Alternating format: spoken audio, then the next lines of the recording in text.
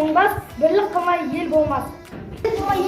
Болмас деген кезде адамдар бір-біріне тату болса аласың, жаман болса халыққа жапанда жалғыз қаласың. Бәріне жақсы ойласа, саған сені құрметтейді және сенен жақсы болғысы келеді. Егер сен ешкімге жақсы ойламай, сен жаманда болсаң, ешкім сен жақсы болғысы келмейді, сен жалғыз өзің қаласың. Жаманды сүю отбасынан басталады. Жақсылық жасасаң, отбасыға да бақыт келеді.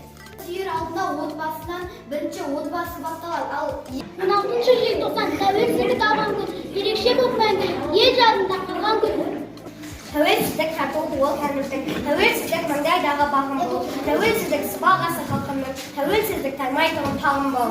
Тәуелсіздік бағын жүрген аманда, тәуелсіздік келешектің кепілі, тәуелсіздік бүгін сені бағалап, тәуелсіздік өткен күннің өтілі.